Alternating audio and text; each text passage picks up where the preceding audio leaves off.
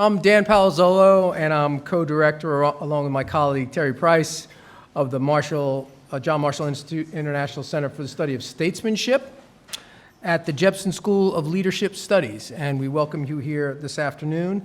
The Marshall Center is made possible by a generous gift from the Thomas W. Smith Foundation, and we're very grateful for their support. Today, we have a special guest who is going to introduce our speaker. Some of you do not need to be introduced to Dr. Crutcher, but we're grateful to have him. Dr. Crutcher is president of the University of Richmond and a national leader in higher education. He also served as president of Wheaton College for 10 years. Dr. Crutcher was the founding co-chair of Liberal Education and America's Promise, LEAP, the Association of American Colleges and Universities' national campaign to demonstrate the value of liberal education. He writes and speaks widely on the value of liberal education, the democratic purposes of higher education, diversity and inclusion, and free expression on college campuses. He serves on the boards of the American Council of Education and AAC&U. Dr. Crutcher is also a professor of music and a distinguished classical musician. He is a former member of the Cincinnati Symphony Orchestra and several other orchestras, and currently serves on the board of the Richmond Symphony. For almost 40 years, he has performed in the US and Europe as a member of the Klemperer Trio. Please join me in welcoming Dr. Crutcher.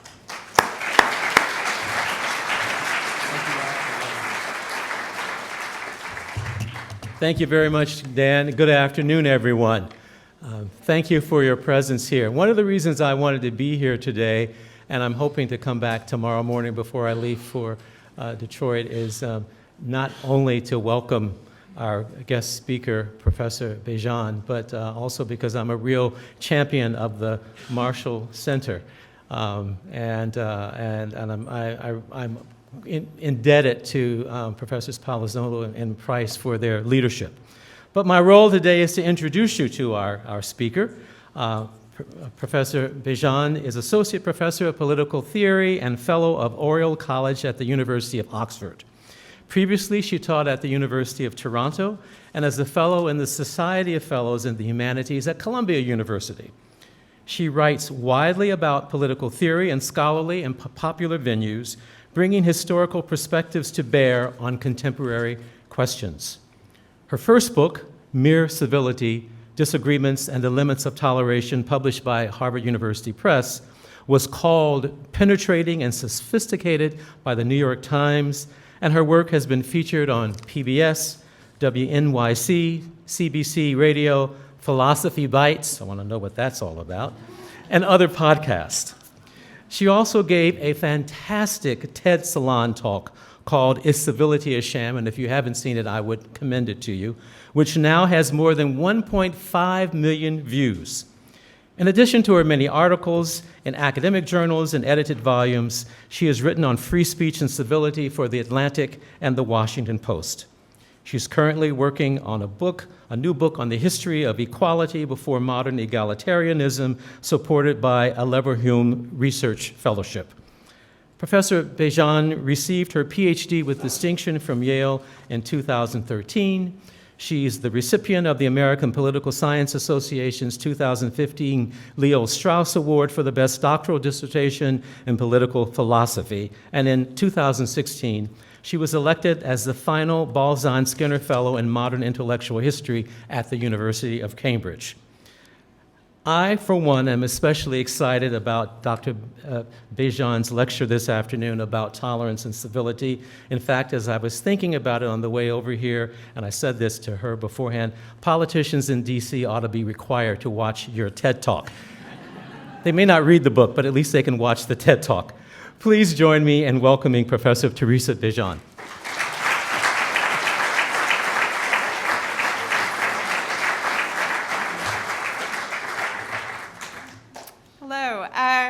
Thank you, President Crutcher, for that really kind introduction, and it's just a real pleasure to be here with you all today. I'm I'm honored to speak to you on the theme of tolerance and civility, or more precisely, on the relationship between these two concepts. What precisely is the role of civility in a tolerant society? Do we need less of it, or do we need more of it? So you might think that this is a topic that matters mostly for leaders or potential leaders in our own aspirationally, perhaps, but aspirationally tolerant society. And it's fitting that I'm addressing you as a guest of the Jepson School of Leadership Studies.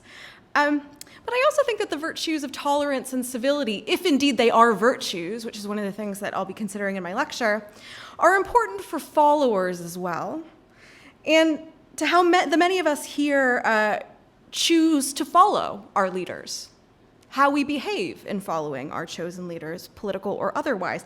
I often wonder why there aren't any schools of followership studies. I think we could use more of them, right? Anyway, I've been invited to speak to you would-be leaders as an expert of sorts on civility.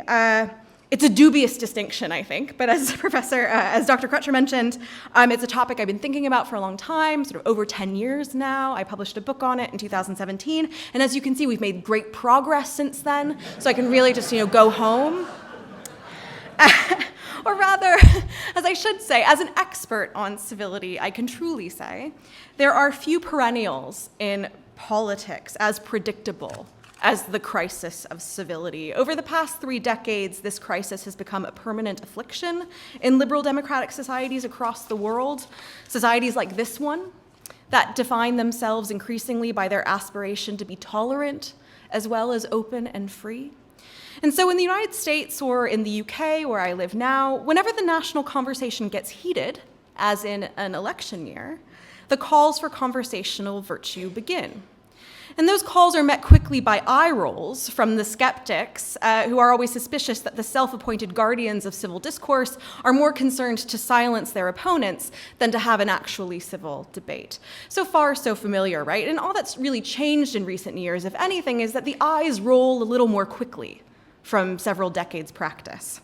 And who can blame the skeptics? Who can blame us? While civility's boosters continue to insist on the profound importance of what we say to each other, as well as how we say it, as a panacea for all that ails us, skeptics will simply note that as a solution to the problems facing our deeply divided democracies today, civility seems inadequate at best, and at worst, potentially counterproductive. I mean, firstly, there never was a golden age of civil disagreement or good feelings in this country. Our democratic politics has always been brutal and bruising. Right? But secondly, what sense does more civility make as a solution to the problems that we seem to face? Why on earth should we think that talking to each other more at length about the fundamental questions that divide us should bring us closer, no matter how civilly we do it? Surely the tolerant thing to do would be to agree to disagree, accept our differences, and move on. And if those differences are such that we can't move on, that we can't get past them, well, surely we'd better accept that a civil disagreement simply isn't on the cards. A call for civility in the circumstances seems to be mainly an instrument of intolerance, both of the so-called deep differences that divide us and of the disagreements that those differences provoke. Moreover, recent political developments have attuned us now more than ever, I think, to the downside and the dark side of civility. Increasingly, we hear that in the face of injustice, good manners are tantamount to complicity. Critics on all sides of the political spectrum, and I think it's important to note that you do hear this on all sides of the political spectrum, claim that civility isn't a virtue at all. It's really a vice. It's a vice that demands deference to elites, those who are already privileged by the status quo, which is unjust, and at the same time it delegitimizes dissent and marginalizes those who are already marginal. Indeed, when I began working on civility and tolerance 10 years ago, I myself was motivated mainly by my own suspicions about the dark side of civility, or to put it more precisely, by my sense that the abundance of civility talk in the United States at the time was, strictly speaking, and I use this as a technical term, it was bullshit. It's a technical term. And since then, I would suggest that the public suspicion of civility has really reached an all-time high. And in places, I think, in many college campuses, indeed, we're witnessing a rebellion. And it's a rebellion not against the regime, per se, but against civility itself. There's a widespread sense that the time for civil disagreement is over, that of righteous outrage, public shaming, and a tireless calling out of our opponents has begun. And so on this view, what our tolerant society needs is more incivility, not less, right? We need a call-out culture that itself brooks no intolerance. And this, I think, will be familiar to many of you, especially as residents of this city and this state, right? It's a version of what Karl Popper famously described in the 20th century as the paradox of tolerance.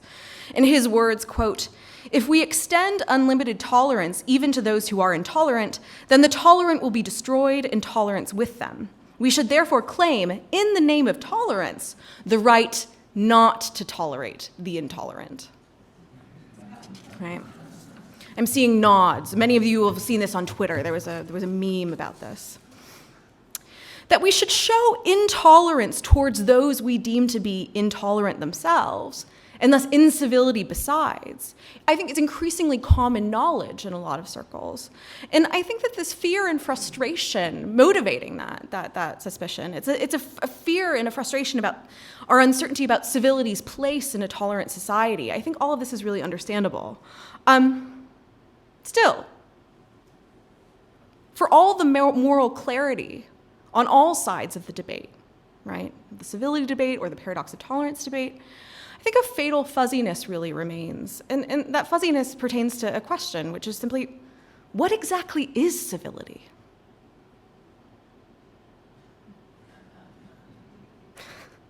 It's striking that in the midst of all of our hand-wringing and grandstanding about the loss of this supposedly essential virtue, or the overabundance of this vice, depending on how you see it, the basic question remains unanswered. But surely before we reject civility, we ought to be quite clear on exactly what it is that we're rejecting, lest we miss it once it's gone. And so in the rest of my lecture, I propose to answer that question and to explore the meaning of civility in light of its long and complicated history. And it's a history we shall see that came to a head in early modern European debates about religious tolerance, in the Reformation and in the centuries following. So that close historical connection with tolerance, I think, explains why members of a 21st century liberal democracy like this one continually find ourselves appealing to an unapologetically antiquated and old-fashioned concept like civility, right? That is not a 21st century virtue. But we appeal to it sort of instinctively whenever we feel our own fundamental disagreements driving us farther and farther apart.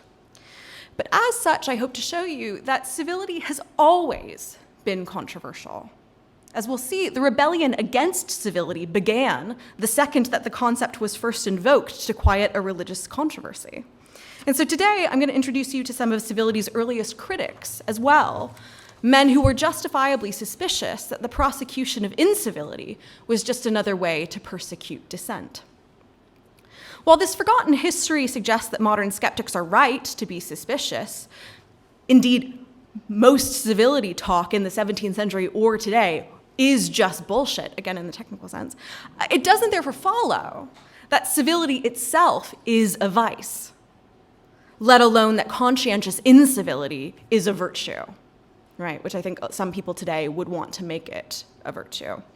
And so I'm going to conclude by showing that one of the earliest defenders of religious tolerance stumbled upon something I call mere civility as the key to unmurderous coexistence between those who not only differed, but really seriously disagreed on those issues that they considered to be fundamental. The idea of mere civility I find in a 17th century Puritan thinker, a man called Roger Williams, who was the founder of the colony of Rhode Island. How many here have heard of Roger Williams? Oh, wow. Why? Wait, do it again. Raise your hand again. Okay, this is a generational thing. Okay, no, you guys have heard of them. Right. So I'm from North Carolina. I never heard of Roger Williams before I went to university. All right, okay. Well, good, so you know what's coming. And so I'm going to use Roger Williams as an exemplar here. And specifically, I'm going to use him and the society that he created in Rhode Island to challenge many of the preconceptions I think that we have about what a tolerant or a civil society should look like. And specifically when it comes to this question of tolerating the intolerant. So the example that Williams and others set in Rhode Island gives us good reason, I'll argue, to think that a tolerant society must be prepared to tolerate the intolerant too. In this endeavor, however, the unabashedly mere civility that Williams practiced offers, I think, a promising path forward, and I believe it is a virtue, and it's a virtue of which we are in desperate, really dire need at the moment. Okay. Let's begin at the beginning. What is civility? Well, the most obvious answer is that civility is synonymous with good manners or politeness. And if that were the extent of it, I think the skeptics would be right. It would sound like that's something really quite trivial. It's a thin branch to hang our hopes on for the saving of modern democracies. But if you go to the Oxford English Dictionary, which you should because it is God's gift to this world, if you go to the OED, it suggests that defining civility is a little bit more complicated than that. And indeed, what we tend to think of as the first definition of civility, that of politeness, courtesy, or consideration, in the OED is offered only as the 12th definition. So right there we have a sense of, well, actually, maybe this is more complicated, and there's a long history here. So if we want to be more precise, we might say that civility is a conversational virtue, yes, and it's a virtue akin to politeness, courtesy, or respect, but that it's distinguished from these other virtues by several peculiar features. First, by conversational virtue, I mean that civility is a virtuous disposition or standard of behavior that's meant to govern how people speak to each other, both in the substance of what they say and in the manner of how they say it. But right away we can see that civility, unlike politeness or decorum or courtesy, is meant to govern one kind of conversation in particular. That it's not just a matter of how we speak to each other, it's more precisely a matter of how we disagree. As the 17th century philosopher Thomas Hobbes pointed out, there's a reason that the word disagreeable in English is a synonym for unpleasant. As he put it in his 1642 work De Cive, quote, "The mere act of disagreement is offensive, because not to agree with someone on an issue is tacitly to accuse him of error, just as to dissent from him in a large number of points is tantamount to calling him a fool." So there's an insult implicit in disagreement. In disagreeing, we're always implicitly accusing our opponent of having reasoned incorrectly. But if disagreement itself is difficult, the conversational virtue of civility is salient to one kind of disagreement in particular, namely those disagreements when the issues at stake are those we consider to be somehow fundamental, right?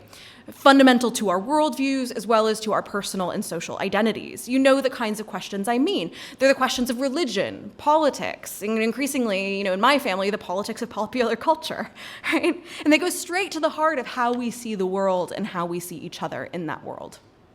So one doesn't discuss religion or politics at the dinner table because these are the commitments that people really seriously disagree about, and they define themselves and their opponents in the controversy. And so those discussions are the ones that tend to become heated, right? And they become heated and then they become hateful. As these disagreements of believing and belonging begin to feel particularly fraught, however, civility holds out the hope that they can remain not only possible, but even occasionally sometimes productive. Right? So that's the first feature of civility, pertains to fundamental disagreement. What about the second feature? Well, here we see that civility's role in regulating conversational conflict raises a second consideration. So in contrast with other conversational virtues like politeness, respect, etc., civility is distinguished by its minimal character and occasionally negative overtones, right? Civility is a low bar, grudgingly met. When we call for more civility from our opponents, we have something less than deference in mind, right? As a conversational virtue, civility is at home in the uneasy relations between ex-spouses or bad neighbors, as well as members of the other party.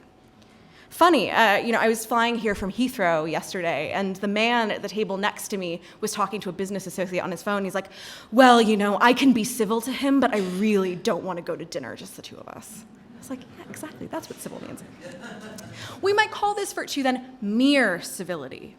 But unlike many virtues, it operates not as a ceiling, not as a kind of bar to aspire to, but really as a floor of acceptable behavior, and woe betide those who fall beneath that floor.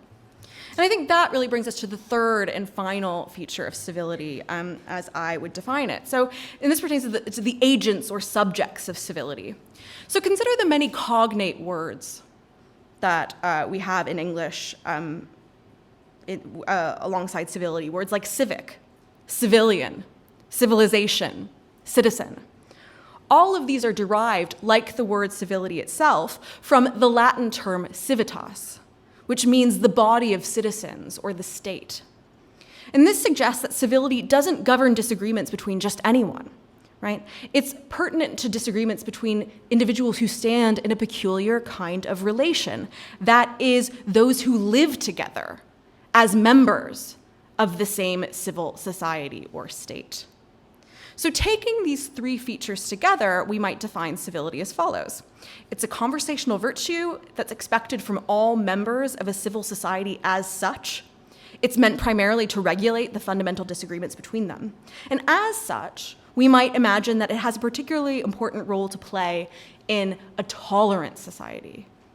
Right? So if it's a virtue that inheres in civil society, we might think it's particularly needed in tolerant societies.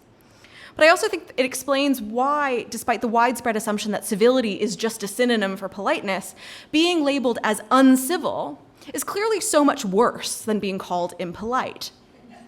Because calling someone uncivil is a signet to the recipient that she is somehow beyond the pale in some way. It indicates that she herself is intolerable in a way that plain rudeness doesn't. After all, we put up with rude people all the time. Interestingly, however, treating her uncivilly, as we might be inclined to do if she herself is guilty of incivility, right? Treating her uncivilly has the same exclusionary effect. So uncivil treatment is, after all, not just an unpleasant experience for those on the receiving end. Like calling someone uncivil, treating them uncivilly is an indication that the disagreement is over. No further conversation is possible. It's tantamount to taking one's ball and going home and perhaps hitting them in the face with it on your way out, right? Here again, the close conceptual connection between civility and tolerance comes into view. In modern liberal democracies like the US, societies that aspire to be tolerant as well as civil, we see civility as essential because it enables us not only to differ, but to disagree and nevertheless live together with others, despite the inevitable disagreeableness of those disagreements.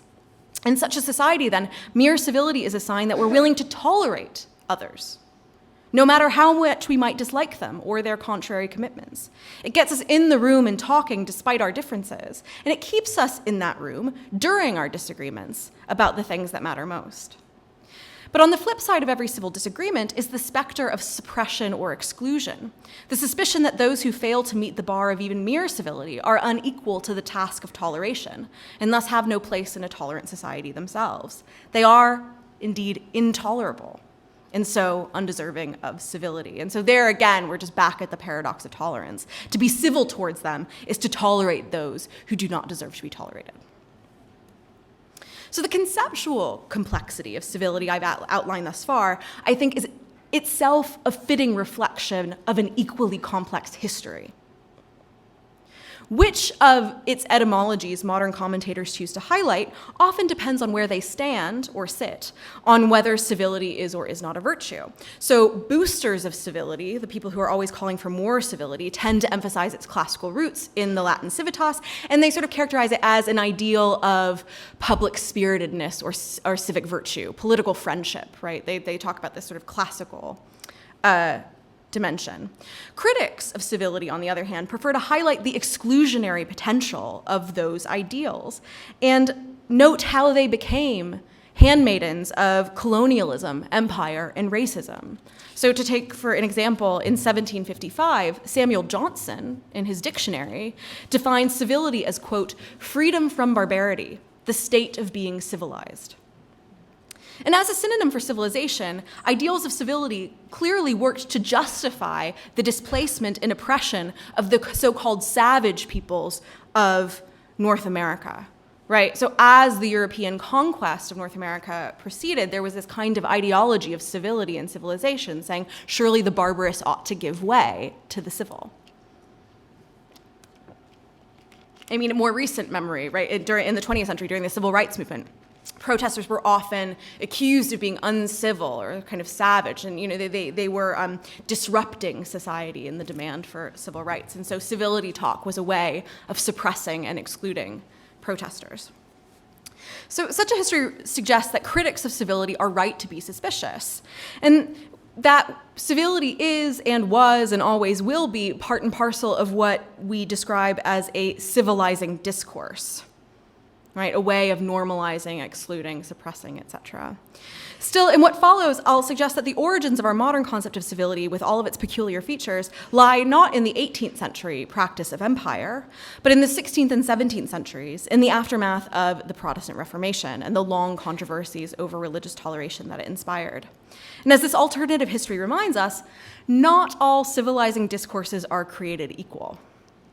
I feel like that's a sort of a provocative thing to say, and I do mean to provoke here. The suggestion that once you've identified something as a civilizing discourse, that you've sort of necessarily then impugned or rejected it, I don't think follows, right? We then have to say, okay, well, what kind of civilizing discourse is it? Can we do without it?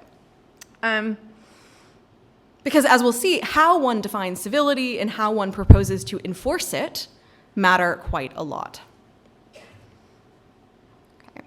So arguably, the first modern crisis of civility was kicked off by none other than Martin Luther, who made himself master of a recent revolution in communications technology, i.e. the printing press. Now, you have to think about the printing press like Twitter, but more disruptive. When the Pope finally responded to Luther's 95 Theses by declaring 41 of those theses heretical, Luther responded quite reasonably by calling the Pope the Antichrist. Right? And so in The Murder of Dresden, published in 1531, Luther announced himself, quote, unable to pray without at the same time cursing. If I'm prompted to say, hallowed be thy name, I must add, cursed, damned, and outraged be the name of papists and all those who slander your name. Thus orally every day and in my heart without intermission. I am well convinced that God will hear our prayers. So the long-standing Protestant tradition of calling Catholics papists, or anti-Christians, that is, followers of the papal Antichrist, originated with Luther. The Catholics, of course, gave as good as they got with traditional labels like heretic or schismatic, while experimenting also with other insults, including the term Protestant, because Protestant, of course, starts as an insult. So when Leo X excommunicates Luther in 1521, he bestowed upon Martin's followers the insulting denomination of Lutheran, so that they might share in Martin's punishment and shame. Right?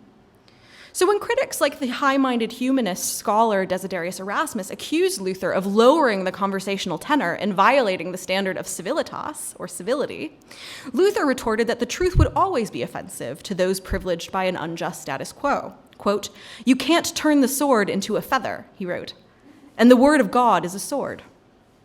As he helpfully reminded his followers, the Greek term evangel could also mean a shout. Many of the self-described evangelical Christians, then, who emerged in the ensuing years, took Luther's advice to heart, often to his chagrin. One particularly striking example of this in the 17th century in England was the early Quakers, who experimented with many different forms of enthusiastic evangelism, deliberately offensive to social mores. So for those more familiar with the Society of Friends today as a kind of pacifist organization, this may come as a bit of a shock, so I'm sorry. But the early Quakers were a really rambunctious bunch. They were known, among other things, for taking off their clothes in public for a sign, and disrupting Anglican church services by banging pots and pans, or in some cases throwing excrement. and demanding to know, quote, by what authority the minister preached. And in one case, a Quaker man reportedly took off his pants and lay down on the communion table in order to disrupt the service, right? So the Quakers and other sectarians coupled their, what we might call euphemistically, free speech fundamentalism with a principled critique of civility itself. So like Luther and other Puritan dissenters within the Church of England, the Quakers argued that a truly evangelical Protestant Christian had a duty to protest, and thus to offend the sensibilities of those invested in the corrupt status quo. So conversational virtue on this view was simply a cover for hypocrisy. So, quote, civility doth but wash the outside. The inwards must be washed. A sow may be washed, yet a sow still. So that's the sort of 17th century version of you can't put lipstick on a pig. It was thus as far from true spiritual virtue as, quote, strewing flowers on a dead corpse, unquote. So by contrast, the spirit of protest at the heart of Protestantism demanded conscientious incivility in the form of disruptive witness against the powers that happened to be. Little wonder, then, that the, quote, civil person hath an aching tooth at religion. His heart riseth against holiness, and hath a secret antipathy against the ways of God. The growing impression that the prosecution of incivility was just another way to persecute dissent in the 17th century was confirmed by the popularity of adverbial redefinitions of heresy. So laws that instead of defining heresy as a matter of doctrine, actually defined it in terms of the manner in which doctrines were held, right? So heresy became a religious opinion, quote, factiously, obstinately, or pertinaciously upheld, unquote, right? So today, we tend to think of toleration or tolerance as the obvious solution to this problem. But history reminds us of just how not obvious tolerance was as a solution to disruptive religious and evangelical disagreements. From the perspective of the participants, persecution of the tongue, as they called it, by uncivil evangelical protesters was just as pressing a danger as persecution by sword or stake. And toleration seemed a surefire way to make the war of words worse, because what toleration would do would be to bring evangelists into closer contact and then encourage them to compete for converts, right? It's a recipe for uncivil conflict and controversy. Thus, by the mid-17th century, the consensus among many English dissenters, much like today's critics of civility, was that civility was just the latest watchword of the would-be persecutor, nothing more. And this in turn confirmed the impression of those like our friend Thomas Hobbes that a civil society could not now and could never be a tolerant society as well. Right? If we want a civil society, we cannot tolerate religious difference. If we want a tolerant society, it will never be a civil one. So the idea there is that the permission of religious differences is inevitably going to lead to uncivil evangelical disagreement, mutual offense, and from there, by degrees, into civil war. Lucky for us, however, a few dissenters at the time were willing to challenge this common consensus about the incompatibility of civility and tolerance, and they were willing to think a little differently. And so even though Roger Williams shared his fellow suspicions of civility, his fellow dissenters' suspicion of civility, he nevertheless floated the frankly ridiculous notion that unmurderous coexistence in a tolerant society might be possible, after all, and that mere civility might hold the key. That man, Roger Williams, is known today, but I don't think that even for those who know him here, that you really know him. So let me tell you a bit about how unlikely a candidate this man really was as a defender of civility. To understand this, you have to understand a little bit of where he came from. So like most Puritans, Roger Williams left England in the 1630s, not simply because he wanted to flee the rising tide of persecution, but because he had had enough of living in a society of sinners. He wanted to live in a society of saints. So inspired by John Winthrop, Williams hoped that Boston might become a perfectly just and virtuous city on a hill in which the righteous could live among the like-minded as models of Christian charity, far apart from and far above those they considered to be damned. Anyone here from Boston? Yeah, tell me how that went. It went well, right? Williams, of course, was soon disappointed. Before he even arrived in Boston, he began to see that the unchristian Christians of New England, as he called them, were hypocrites who ostentatiously condemned and cried out against the sins of others while living on land that they themselves had stolen from the Native Americans. Williams makes this point in the 1630s. He does not win many friends. But that wasn't Williams' only offensive opinion. So in addition to floating the suggestion that women should wear veils in public, in keeping with St. Paul's counsel to the Corinthians, he preached against the sinfulness of swearing civil oaths and was apparently caught defacing an English flag by cutting out the cross of St. George, because he saw it as a sinful combination and conflation of civil and religious power, a violation of the necessary wall of separation, as he called it, between church and state. Which is all to say that Williams was, in effect, too theologically intolerant, that is, too Puritan for his fellow Puritans. Which perhaps explains why he soon left Boston for Salem, later famous for its witch trials, because it was more congenial.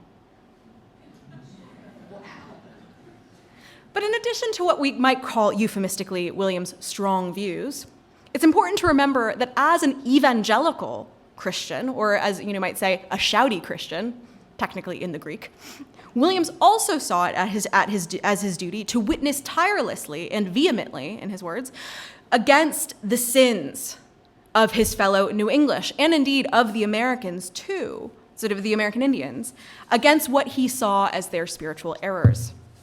And Williams was at that for years, before his fellow Puritans finally decided to banish him for his incivility. Which should remind us of an important fact, I think, that many modern revivers of Williams are too eager to forget. So oftentimes we get these modern accounts of Williams where he's some kind of like secular liberal wandering around the wilderness talking about the virtues of tolerance, etc. It's just, that is not this guy, right? We need to remember that Roger Williams could be really obnoxious. After all, even he would concede in print that his banishment from Massachusetts had had something to do with his, quote, constant admonishing of them in their unclean walking. So like Luther, Williams was a virtuoso of what today we might describe as hate speech. Although he would later propose to tolerate Catholics, he nevertheless called them always anti-Christians or papists. Right? He never called them Catholics. He always used the slurs.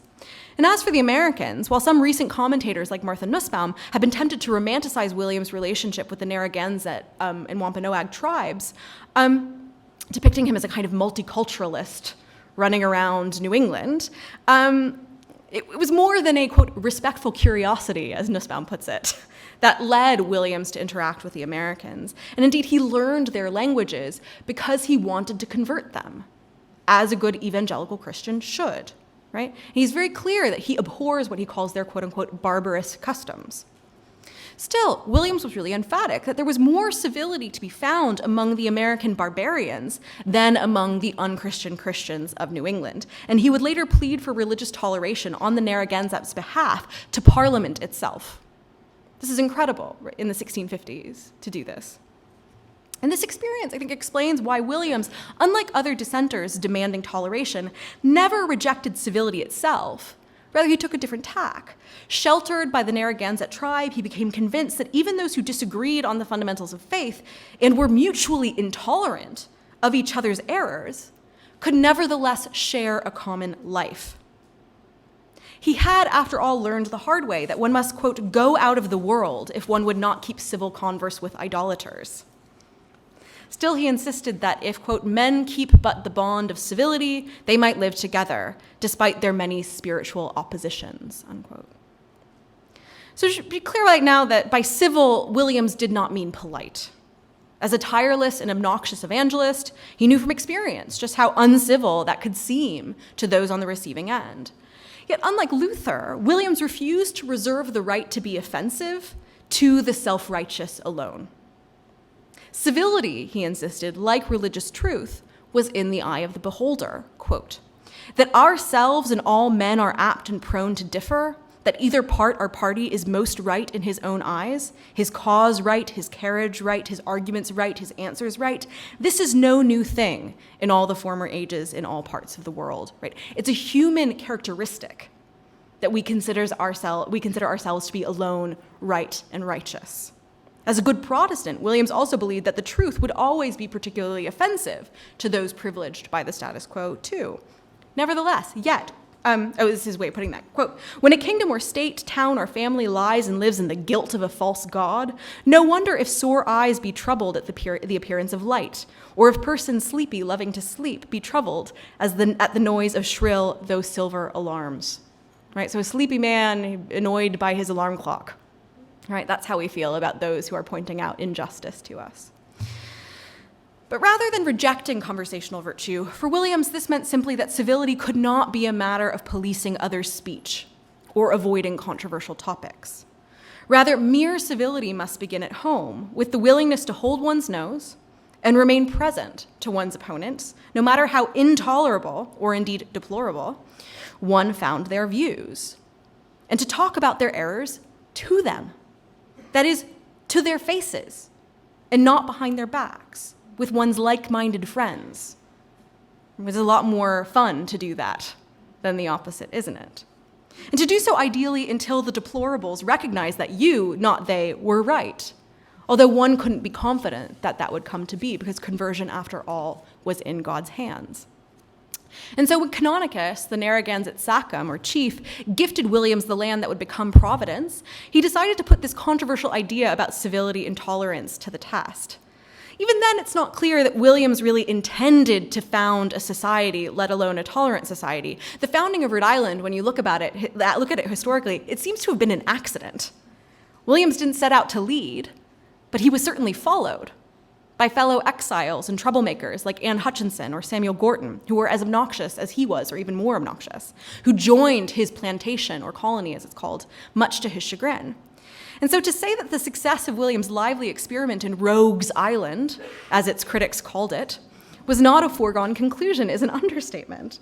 So the self-styled saints next door in Connecticut or Massachusetts were constantly complaining that Williams' colony had become the latrine of New England, as they called it, a receptacle for all sorts of riffraff. That's also a quote. But apart from the normal challenges of life among evangelicals on the colonial frontier, what was truly exceptional about Rhode Island was not just the absence of an established church, but that Rhode Island welcomed Protestants of all stripes: Jews, Muslims, American pagans, so American Indians, and also Catholic anti-Christians. All were welcome to live together on terms of equal liberty, including, and this is really essential, including the liberty to proselytize, to try to win converts. So in Williams' colony, as long as one was willing to practice mere civility by fighting for their faith with words, not swords, no one was beyond the pale. No one, well, okay, maybe one group, right? There was only one group ever to seriously test the limits of Williams' toleration. Guess who it was? The Quakers. Very good. So when Quakers began flocking to Rhode Island in the 1650s, Williams was terrified that they were going to prove his critics right, that tolerance was indeed a recipe for disorder and civil strife, that is, that tolerance and civility could not go together. But Williams' main objection to the Quakers, perhaps surprisingly, was what he saw as their intolerance. He saw a kind of intolerance implicit in their incivility. So as he puts it, quote, their religion leads to a sudden cutting off of people, yea, of kings opposing them, and to as fiery persecution for matters of religion and conscience as hath been or can be practiced by any hunters or persecutors in the world. Right. So in worrying about the Quakers, Williams himself is worrying about the paradox of tolerance, whether or not his tolerant society can tolerate these people. So given that the Quakers would soon be put to death by the colony of Massachusetts and were themselves some of the best and most conscientious defenders of religious toleration, this sounds a bit rich. Let's say that Williams isn't covering himself in glory in these concerns about Quaker intolerance. But I think I do want to encourage you to take it seriously and sort of try to figure out, well, what exactly was he worried about? And I think that when you look at what really bothered him about the Quakers, one of the things is their tendency to fall into silent prayer when someone tries to disagree with them. So the Quaker silence was a way, in Williams' eyes, it was a sign of intolerance, because it was an intolerance of engaging in evangelical disagreement with others. It was a way of shutting down the conversation, right? You might think of it as early modern cancel culture, maybe. Is that what that is? But thankfully for the Quakers and for us, Williams also knew that the surest way to convince someone that they were right or righteous was to subject them to persecution. Right? So instead of not tolerating the Quakers, he did the merely civil thing. He accepted them into Rhode Island, and he challenged several leading Quakers to a public debate and spent 3 days trying to convince them that they were wrong, even though Williams was so old and ill at that point that he had to be carried into the venue on his sickbed. He still continued to practice what he preached. So forget the founding. Right? In my book, I argue that America's long tradition of free speech fundamentalism starts here, right? In this peculiar evangelical moment where tolerance and mere civility are seen to go together. So it may not have been the multicultural idol imagined by some secular liberals today, but still, for over a century, Rogues Island was the most tolerant society the world had ever seen. And Williams accomplished this by challenging what Karl Popper or even John Locke, only 50 years later, would present as obvious, namely that a tolerant society could not tolerate the intolerant. Of course, the intolerant, for Locke, were primarily Roman Catholics. But whereas Locke, who is celebrated today as the father of liberal toleration, excluded Catholics and atheists from toleration due to what he saw as their intolerance, Williams included both in Rhode Island and many more besides. So Williams is far more tolerant than Locke is, right? And it's interesting, right? Williams always calls Catholics anti-Christians, and yet he tolerates them, whereas Locke always refers to them sort of respectfully as, he calls them papists sometimes, but he often, in the letter concerning toleration, he refers to them euphemistically as followers of the Mufti of Constantinople. By analogy, he won't even say their name, he doesn't use the slur, but the conclusion is that we can't have them in our tolerant society. Unlike Locke or Popper, I think, Williams saw that living on terms of equal liberty with the damned was not impossible. Rather, in a tolerant society, living with those one regarded as damned was precisely the point. That's the point of a tolerant society. So, and as William knew from experience, a tolerant society cannot pick and choose its materials and remain tolerant for long. Mere civility must thus serve as a tool of uncomfortable inclusion in a tolerant society. And I want to sit with that phrase for a minute, because I think for all of our talk about inclusion today and the goodness of inclusion, we sometimes lose touch with how uncomfortable inclusion really is. And unless we face the challenges, right, we're not going to be able to enjoy the goods of inclusion as well. If we think inclusion is going to be easy, well, we've got another thing coming, right? And we're not really committed to seeing it through. And so my view, which is inspired by Roger Williams, is really that a tolerant and inclusive society must be grounded in what ultimately is a kind of radical and frankly unreasonable faith in the possibility of a common life and shared future with those people that we will, and sometimes often will, continue to hate. So what does this mean? What does this mean for us? Well, I think in the first instance, this forgotten history should at the very least challenge some of our assumptions about what a tolerant or civil society should look like or must look like. So the tolerant society that Williams founded accidentally, when his own incivility finally saw him exiled from Massachusetts, never would have worked in theory, and yet it worked in practice.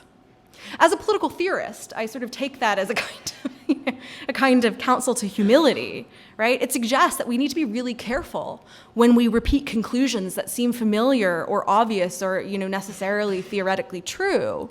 Conclusions like Locke's or Popper's, right? That of course the intolerant have no place in a tolerant society, right? That seems to be true in theory, but let's look at how that works in practice. But I would also go farther and suggest that today's ongoing crises of tolerance and civility show that we still have a lot to learn from Roger Williams, especially, I think, those today who, like the early Quakers, are tempted to give up on civil disagreement because they fear the soul of the nation is at stake. Right? I think the critics are right. The soul of the nation is at stake. And a civil society is not necessarily a just one, right? That's as true now as it was in the 17th century. Still, Williams' understanding of mere civility holds out the hope that the members of a tolerant society might nonetheless be able to work together to make their society more just, despite their disagreements and dislike. So mere civility on Williams' model is no obstacle to crying out against injustice or calling out injustice, to use the modern phrase, right? Actually, the whole point of mere civility on William's model is to do precisely that. Mere civility is the virtue that makes it possible for us to do this important work of protesting against injustice. But mere civility does demand that when we do so without denying or destroying the possibility of a common life tomorrow with the people we believe to be standing in our way today. Because disagreeing with them or protesting against them or sort of labeling them in some way doesn't make them go away. Really sorry to break this to you. You can't wish your opponents away. So what does mere civility demand? Well, it demands that we remain committed to talking and to disagreeing and to engaging without convincing, right? It demands that we not pull our punches, but also perhaps that we not land all of those punches at once, right? Above all, it suggests that if you're talking about civility as a way to avoid having a difficult disagreement, well, you're doing it wrong. And if you're tempted to valorize incivility or to make it the virtue and civility the vice, you're forgetting that it's rarely the powerful or the privileged few whose voices will be drowned out, but those who are already disadvantaged and marginal.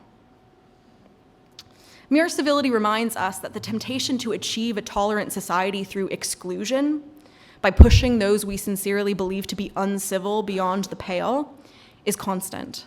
And we need to be careful, right, that when we're tempted to do that, we're not actually more concerned to avoid the disagreeableness of disagreement in favor of the more agreeable company of the like-minded. And that we're not trying to isolate ourselves in the more congenial society of saints, covertly, whether in social media or offline, or indeed on a college campus. And so Williams knew well, unmurderous coexistence with the intolerant infidel next door is no picnic. But neither is the society of saints. Infidels, after all, are people too. So are the intolerant. Continued engagement with them on terms of mere civility may be all we can hope for. Still, it's nonetheless essential and miraculous for that. And so as a member of this tolerant society, I say 2 cheers for mere civility. We'll miss it when it's gone. Thank you.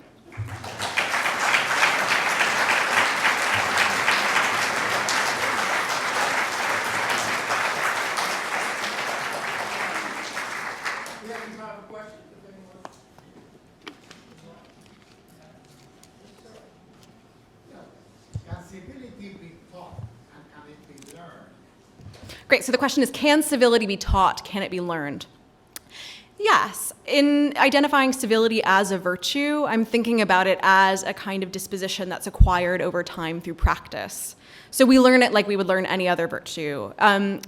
Most importantly, I think, by having models or exemplars of people that we think of as perfecting this excellence or virtue. So in using Roger Williams as a model here, I'm actually sort of treating him as an exemplar and trying, although failing all the time, to emulate him in my own practice. But I think that learning civility, learning mere civility, is really hard work, and it's not really a pleasant business.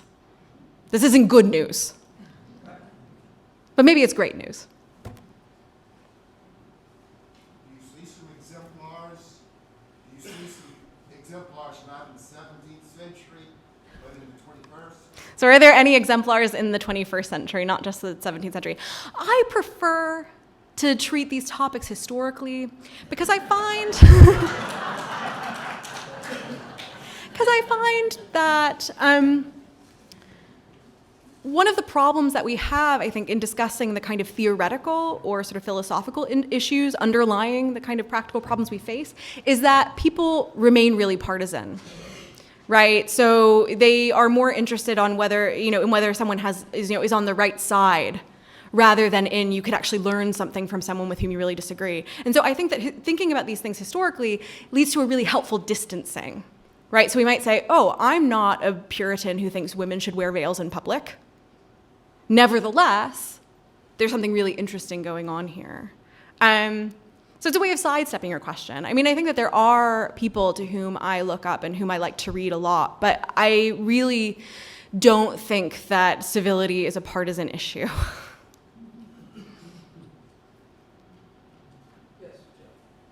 So you mentioned that the last 3 decades have been a time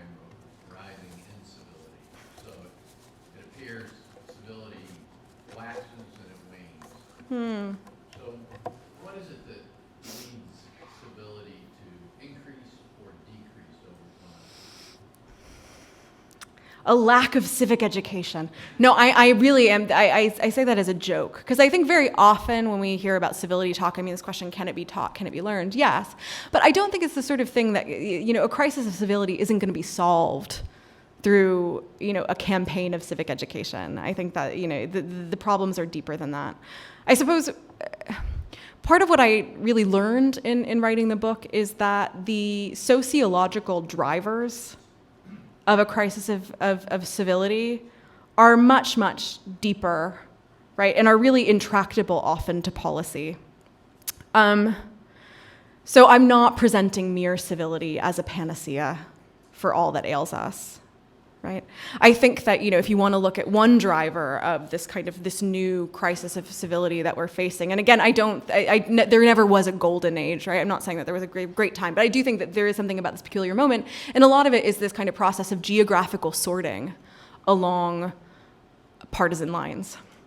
And the fact that you get basically red rural areas and then blue urban areas, and that increasingly we live together as part of the same civil society or civitas. So we're all members of the same state, and yet we don't actually live together concretely in the same geographical space. And so that, we're not doing this business of sort of bumping in or rubbing along together those with whom we disagree. And so we're able to fall into some really sloppy thinking about why people might have other conclusions or other, beliefs about politics than the ones we happen to hold. So I don't think being more virtuous is going to fix that, but I do think being more virtuous is essential if things aren't going to get much, much, much worse. Where do facts fit into this whole discussion of civility and tolerance? When, it's almost impossible to have a discussion, a civil discussion with someone who is,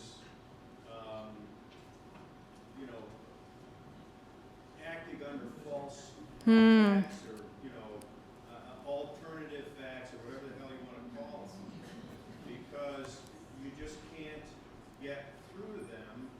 They've listened to somebody tell them things so many times that they, believe it. They know it's nonsense. And so how do you do that? So it's really interesting. So where do facts fit in, right? I mean, it's interesting that you described it just then as almost impossible. I think the phrase you're actually looking for is it's really hard. It's not impossible. It's hard, it's unpleasant, and it's frustrating, right? And I think that part of the problem is that we have an orientation towards disagreement that suggests that it's oriented towards success, which is defined as convincing someone or persuading someone to change their mind. I don't actually consider that to be the criterion of a successful disagreement. I think people very rarely change their mind because someone has persuaded them or persuaded them that something else is the case. And here I think that using the example of 17th century evangelicals is really good, because there is this sense that ultimately only Digitus Dei, the finger of God, is going to be capable of actually bringing someone to see the light. So the evangelist has to engage in evangelism. That's a duty of a Christian. But to claim that you are actually capable of changing someone's mind is a kind of pride or arrogance. Only God can do that. And so it leads to a kind of ethos of disagreement that's not oriented towards that success outcome. And I think that you begin to see the disagreement as something more than just a kind of conflict between two parties. The audience to a disagreement is always bigger than the two parties engaged in it, right? People are watching. I mean, online, this is clearer than ever before. When we're disagreeing with someone online, thousands upon thousands of people are watching. They're learning, right? So you may not convince your interlocutor's mind. You might not change their mind. You might change someone else's mind. Or years down the line, someone will find that their mind has changed and they can't point to the moment at which that happened. So I actually think this sort of, I'm worried, I'm worried about, alternative facts. I'm worried about these things, but I actually think it's not really relevant to the matter of civility. I know that's very often not what people want to hear, but, I'm in the business of telling uncomfortable truths. Oh, can we have it from a student? I'm so sorry. Hi. So, how could we as students spread your message of civility or the message of civility on our campus today? I'm so glad you asked that. Well, as President Crutcher mentioned, I have a TED Talk. And it's at 1.6 million views. But, anyway, I kid. But really, it's a really good TED Talk. No, okay. Yeah, I think this is such a good question, and I don't have an easy answer for you. What I would just remind you is to say that civility begins at home. So if you're really worried about how other people are behaving, other people are so uncivil, other people are failing to be reasonable, other people don't consider facts, look at yourself and see if you can do better. And setting an example for yourself first, I think, is the really important thing. And I'm really incredibly privileged to be in a position where I teach young people. Because I wrote a book about civility in 2017, I suddenly got invited to give lectures like this one to audiences all over the country. I mean, it's an incredible privilege to be able to say, this is really hard work and it needs to be done, but it's unglamorous, and I'm just going to do my best. But I really struggle, and I think all I can do is really be honest about that. Okay. In the foreword to one of his books, John Dewey said that he felt that he learned more from those that he disagreed with than those whom he agreed with. So I'm assuming that perhaps this might be an illustration of civility. What do you think? I mean, that always sounds good to me. It sounded good when John Stuart Mill said it too. I just don't know that that's always true. Or rather, it's always true. I don't know if it's a really helpful truth to those who don't already subscribe to it. Right? I think that there is a kind of liberal sensibility, and I mean liberal in the kind of traditional sense of open, generous, deliberative, this kind of, it's not politically liberal, but, so that, and I have a lot of respect and time for that kind of sensibility. I would like to think of myself as a liberal in precisely that sense. But I think too often with liberals of the 19th and 20th century, it went hand in hand with a kind of philosophy of history that assumed that they were going to win out. And I go back to this idea of the kind of unreasonable faith that underlies a tolerant society, or indeed a liberal one. There's a kind of unreasonable faith here. And I don't think you can take solace in some, this isn't, I don't mean to poo-poo John Dewey, because I think very highly of John Dewey, but there comes to a point where it just sounds a bit platitudinous. And so I don't think that saying you're going to learn from disagreement is really going to convince someone who doesn't already believe that already. So maybe what you have to say to them is, it going to make you better at defending your views, which is another thing that John Stuart Mill says, right? To really motivate them to get out there and do it. Well, there may be more questions, but I think we're out of time. I have more To learn answers. more about your civility, you can purchase a book, Your Civility, and the Limit of Toleration, and Dr. Bejan will be happy to sign it for you. Thank you very much. Thank you so much. Thanks for coming.